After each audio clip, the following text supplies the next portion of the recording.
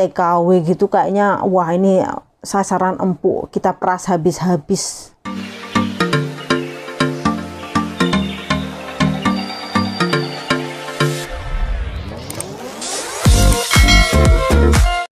Assalamualaikum warahmatullahi wabarakatuh. Jumpa lagi bersama saya Ica, dan di video kali ini saya akan membahas tentang kelanjutan tentang bea cukai. Kemarin kan sempat cerita kalau aku tuh punya pengalaman dipaksa untuk menukar dolar ke rupiah ya di bandara Juanda ya dulu ya, beberapa tahun yang lalu ya. Dan ternyata setelah saya up kemarin itu loh, terus saya kok melihat di TikTok itu seliwer gitu, terbaru bahwa ada teman kita, sahabat kita TKW dari Hong Kong ya kalau nggak salah ya, itu di situ ada rekamannya. Dia dipaksa untuk menukar uang karena dia nggak punya emang, karena kita itu sudah mempersiapkan dari sini udah tukar ya, kita nggak bawa dolar gitu loh. Mungkin bawa pun sedikit ya, ada yang enggak, ada yang bawa, ada yang enggak. Kalaupun membawa pun sedikit, buat apa gitu, kita udah masuk ke rekening kita di Indo, kita cuman bawa bekal sedikit saja untuk perjalanan menuju ke rumah gitu aja gitu loh. Jadi kalau dipaksa-paksa gitu belum tentu semuanya itu bawa gitu. Lagian kenapa sih harus memaksa? Kenapa? Kita semua itu nggak bawa uang dolar, kebanyakan itu udah mempersiapkan gitu loh. Kenapa harus digiring, dipaksa kayak gitu? Terus kalau nggak bawa, masa tetap aja suruh paksa? Itu mbaknya terus ngejawab apa ya?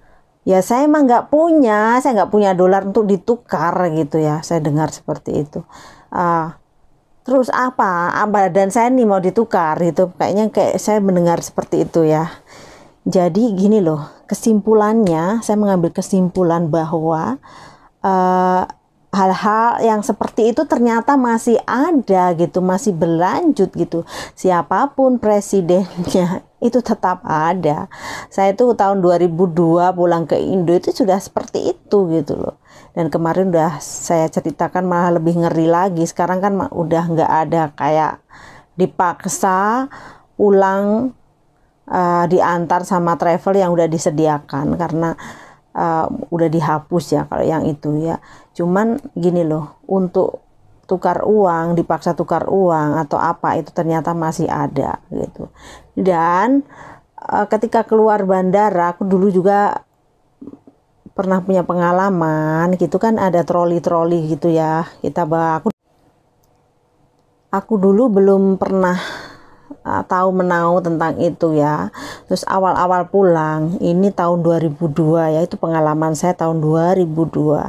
Saya bawa barang, bawa oleh-oleh kayak gitu ya. Kita mah nggak tahu ya. Terus ada orang yang menawarkan, "Mbak, saya bantu," gitu aja. Saya bantu, oke, dibantu gitu. Satu orang ngebantu, oke lah dibantu. Terus bantu cuman keluar bandara ya, keluar ke pintu keluar gitu ya, udah cuman dekat kan jaraknya ya.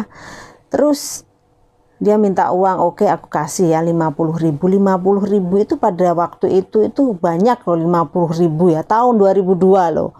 50.000 sekarang aja lumayan banyak, bisa buat beli beras berapa kilo aja itu ya kan. Terus aku kasih satu, terus yang lainnya ada yang bergerombol 5 orang ya, 5 orang ikut-ikutan cuman megang koper, dipegang aja. Terus yang lainnya lagi megang megang doang, menyentuh saja itu minta bayaran. Terus loh, saya juga mbak, saya juga bekerja mbak, ini mbak gitu. Mereka begitu, padahal mereka nggak ngangkat apa-apa, cuman megang doang. Yang ngangkat, yang bawa itu pun nggak dibawa ya, di troli dia cuma dorong gitu. Aku kasih 50.000. Terus yang lainnya minta berapa, dia 5 orang terus beserta itu 6 orang berapa, 300.000. Itu dulu banyak loh. Jadi aku nggak mau rame kayak gitu ya. aku kasih gitu aja gitu. Karena dia apa ya, kayak memaksa, mereka memaksa gitu. Jadi untuk teman-teman ya hati-hati aja kalau misalkan ketemu orang-orang kayak gitu. Ya nggak apa-apa sih mencari nafkah, tapi nggak caranya nggak kayak gitu gitu loh. Bagaimana kalau misalkan turis atau apa diperlakukan seperti itu, kayaknya kita itu malu banget kayak gitu loh ya di Indonesia, di bandara, padahal dimanapun di negara lain tuh nggak ada yang kayak gitu, nggak seperti itu gitu. Kenapa cuman ada di Indonesia saja kayaknya gitu, apa ya, maaf ya, kayak rakus gitu loh, rakus bekerja dengan cara memaksa kayak gitu loh. Padahal cuma nyentuh doang minta bayaran. Saya enggak masalah itunya, cuman kenapa kok harus dengan cara seperti itu gitu loh. Jadi untuk teman-teman hal-hal seperti itu jangan kaget misalkan yang belum pernah pulang. Aku pikir cuman dulu-dulu aja, ternyata akhir-akhir ini juga ada yang seperti itu. Ya memang seperti itu ya, mungkin sudah menjadi tradisi. Mungkin sudah jadi tradisi oknum seperti itu ya gitu ya. Jadi dan setelahnya itu aku pulang lagi tahun 2005. Mungkin aku makin pinter ya mungkin ya. Jadi tahun 2005 itu aku persiapan 20 ribuan, 20 ribuan, 10 ribuan, 50 ribuan untuk jaga-jaga misalkan ada sesuatu kayak gitu, kita nggak usah ribet-ribet. Jadi ketika tahun 2005 aku juga pulang itu aku jadi gini, barang-barang itu aku bawa sendiri gitu. Ketika orang yang menyentuh barangku, aku minta kalau ada orang yang menawarkan gitu, maksudnya menawarkan gitu, aku langsung tolak gitu. Mbak, aku bawain, aku bantu Mbak, nggak perlu, saya bisa ngangkat sendiri, nggak perlu saya bantu. Dia ngotot aja megang, nggak usah dipegang, jangan, saya begitu, udah aman gitu. Terus berikutnya lagi ya tetap saya suruh tukar uang kayak gitu ya, saya nggak mau, nggak tukar. Saya apa ya, dibentak-bentak gitu, aku bentak ganti ya. Yang namanya nggak punya. Oh, kita udah bawa uang rupiah secukupnya, dan kalaupun pengen beli sesuatu ya nanti ngambil di bank, karena di bank kan berupa rupiah juga, ngapain harus repot-repot dipaksa harus tuker. Dan gini loh, ini dan juga saya pesen buat para oknum-oknum yang tidak bertanggung jawab gitu loh. Kenapa sih banyak sekali ya yang hilang gitu loh. Barang bawaannya hilang. Ada yang kemarin ada parfum hilang, parfum. Terus kopernya pecah juga ada. Kopernya pecah. Hilang. Parfum yang harga 800.000 hilang. Itu ada yang ngambil. Terus resleting kopernya itu terbuka ya, rusak, koper yang harganya mahal itu kayaknya dibanting-banting rusak, terus kopernya terbuka, terus parfumnya hilang. Itu oknum, siapa yang melakukan itu ya? Kalau bukan orang dalam siapa lagi? Siapa yang berani buka-buka koper gitu loh, ya kan? Ya pastinya orang dalam kan, nggak mungkin kan di luar terus itu ada orang tiba-tiba ngambil, ya kan? Terus bagaimana kalau itu terjadi pada orang kayak wisatawan atau orang asing masuk ke dalam negeri kita gitu? Betapa malunya kita ya, dianggap orang yang aneh, nggak ada keamanan sama sekali, main ngambil aja, main nyolong aja, ya Allah, ampun saya. Kayak gitu. Karena dulu itu aku juga pernah ya sempet ditanyain sama temennya bos aku, bos yang keberapa ya, bos yang ketiga gitu ya. Kenapa sih di Indo itu di bandara itu ada orang yang maksa-maksa gitu, bawain barang terus minta uang kayak gitu. Kok nggak seperti di luar negeri, maksudnya di negaranya kok aman-aman saja. Kenapa mereka, memang di sana itu miskin gitu ya, kok sampai seperti itu gitu. Aku ya nggak bisa jawab, aku ya diem aja. Emang kenyataannya seperti itu karena aku juga mengalami sebenarnya. Ya diem aja, mau jawab apa ya? Emang faktanya seperti itu. Dan pesan saya untuk para oknum-oknum di dalam bandara, tolonglah ya, kami ya, khususnya kami ya, tenaga kerja Indonesia, tujuan ke luar negeri pastinya kalian tahu ya, karena kita meninggalkan anak suami atau keluarga, orang tua, bahkan ada yang janda bekerja ke Hong Kong, ke Taiwan, dan kemanapun saja, itu untuk memperbaiki ekonomi ya. Permasalahannya adalah karena finansial. Ya, kebanyakan ya, 90% itu karena finansial, ya kan? Karena ingin mendapatkan uang ya. Nggak mungkin aku pengen liburan ya, emang enak liburan. Di sini bekerjanya berat, mentalnya harus kuat gitu ya, nggak mungkin kan seperti itu. Jadi tolonglah ya, jangan asal-asalan ngambil barang orang lain kayak gitu ya.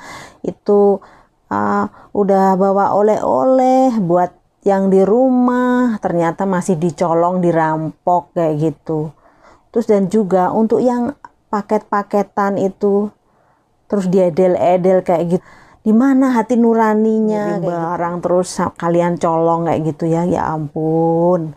Itu loh, kerja kita itu memeras keringat, dibentak-bentak kadang ya. Kita korban perasaan di luar negeri, sebaik-baik apapun majikan, kita tetap korban perasaan. Tidak yang lainnya, saya pun merasakan. Saya itu bekerja berganti-ganti, majikan itu punya karakter yang berbeda-beda ya kan.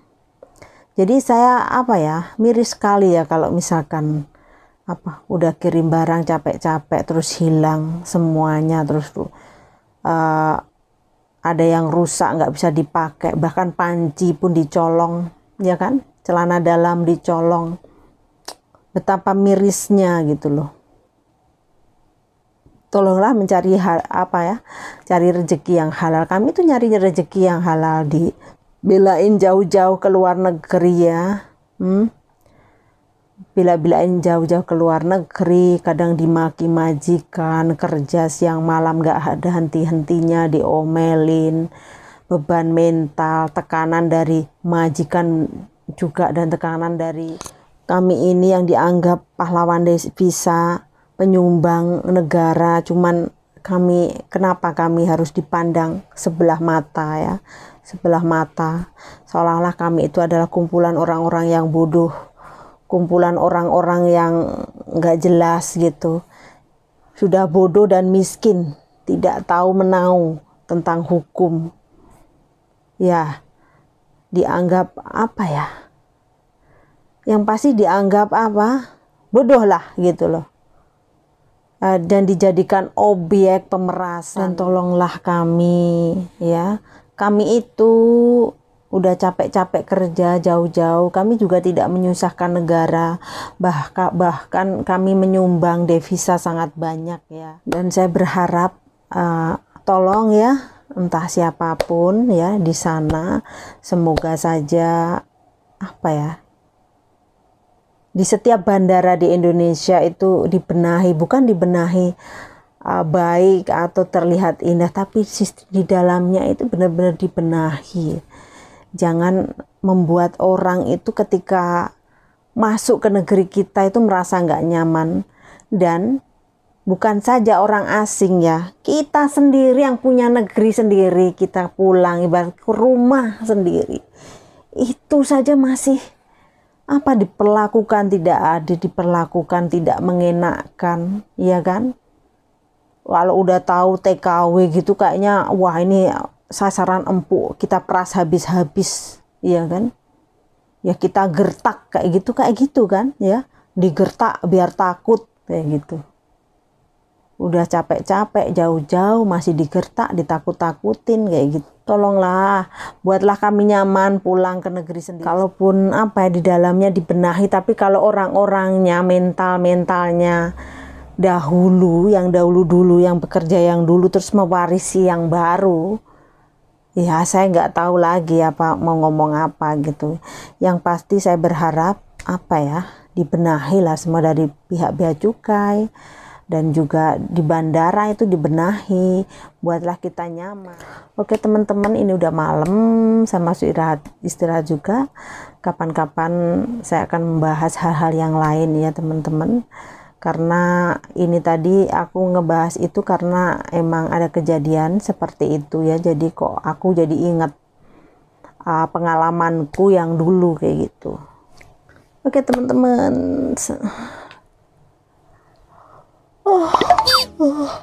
udah ngantuk saya.